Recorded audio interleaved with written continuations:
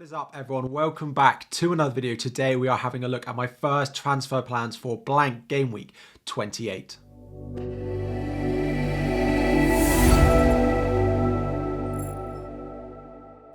Welcome back, everyone. FPL Harry here, and today it is Game Week 28. First transfer plans. Of course, it is the blank game week. We're going to be having a look at how my team lines up and potential transfers that we're going to be looking at for this week and how it might affect my team going further down the line. Before we go into the video, if you have not already, make sure you subscribe to the channel. Thank you all so much for 48,000 subscribers. We're going to try and hit 1,000 likes on the video as well. So my team for Game Week 28 lines up as it is on screen now. I currently have 9 players available. Now, there will be a lot of questions in the chat about how many players do I need for this week? When should I free hit? Should I free hit for this week, etc., etc.? And to sort of answer those straight away before we even go into this video, because I have my free hit available and I will not be playing it. Personally, I wouldn't be playing your free hit unless you have less than 7 players. 7 currently with maybe 8 with a transfer, I think is absolutely fine. And then if you're having more than that, then great. Now, it might depend a little bit on who those players are. For example, if you've got Everton defenders going away to Chelsea, for example, if you've got some players who aren't necessarily going to start, then you might need to consider that number. But generally, a rule of thumb is 7 or more. I don't think you should be playing your free hit this week, as long as you are covering some of the key players like those Arsenal attackers, maybe Harry Kane in there as well, and covering that Newcastle and Chelsea defence, who are going to be very popular going into this week. So I have 9 players available. We have Kepa in goal. Now, the only actual decision I have to make is, do I start Kepa or do I start David Raya? Both of my goalkeepers have a fixture this week, but because I have Rico Henry in my defence, I am going to favour going with Kepa and just diversifying. Plus, I think Kepa has a slightly better fixture at home to Everton compared to Brentford. They do have Leicester, but I do think the Chelsea defence is a bit better. In defence, we also have Zinchenko, Arsenal clean sheet. The wild card just goes from bad to worse as I benched Zinchenko, I benched Martinelli, and I started Saka in Game Week 27. Let me know how it's going for you so far. Is your Game Week 27 as much of a horror show as mine is so far? We then have Trippier and we have Botman as well. So double Newcastle defence. Quite happy with that for this week. They do play Nottingham Forest, although Nottingham Forest have been quite consistent in scoring goals, particularly at home at the moment. Into midfield, we only have 2 midfielders at the moment. So we have Bukayo Saka and we have Gabriel Martinelli, and then we have the 2 blanks in there at the moment in Mitoma and in March. How March didn't get that goal in Game Week 27, Mitoma picking up an assist, but of course wasn't my captain, so I don't really mind about how much he gets this week. And then up front, it is Harry Kane, who's currently looking to be my captain after a good return from him in Game Week 27. And then we have Ivan Toney as well. So we're currently playing a 4-2-2 effectively because we have 2 blank midfielders in there. I'm pretty happy with it. I think I've got a lot of the sort of high ownership, strong points, potential scorers covered this week, but there are a potential couple of moves I'm looking at, particularly because I have 2 free transfers and over 5 million in the bank. So the first potential move is actually selling a player from Brighton. Now, Estupiñán has looked good. They kept a clean sheet in Game Week 26, but they did not keep a clean sheet in Game Week 27 so far. I will likely see how they do in the second part of Game Week 27 in their double before I decide if I really want to sell him. But they do blank this week. Then they have a good double in Game Week 29. Don't get me wrong. Part of the reason I wildcarded with him in is because their double in Game Week 29 looks good. But there are a few defenders that I could easily move to who I think have potentially to outscore him long term. Plus, of course, have the fixture in Game Week 28 as well. The first up looking at Aston Villa is Matty Cash. So Bournemouth at home this week is a nice fixture before going away to Chelsea and away to Leicester in the double in Game Week 29, but it is still a double. Then Nottingham Forest and Newcastle both at home in Game Week 30 and 31.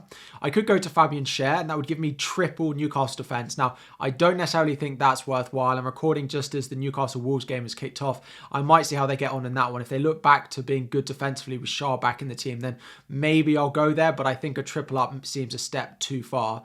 5 million though. They play Forest this week with Manchester United and West Ham in Game Week 29. It's okay. I don't hate the upcoming fixtures. I do think they're not a bad defensive team as well, but the defender I'm really looking at the moment is Chelsea's Ben Chilwell. Seems to be on a lot of set pieces, is scoring goals, is getting assists as well. Everton at home in Game Week 28, plus 2 home fixtures in Game Week 29 of Aston Villa and Liverpool. Is the most expensive of any of these in this list with 5.8 million in the bank, but I still think he's by far the best, and I do like what he could potentially do going forward. My only concern is coming back from injury. There is the likes of Lewis Hall, there is the likes of Cucurella as well that could start in his place if there are a lot of fixtures, which there are at the moment, particularly with Chelsea staying in the Champions League.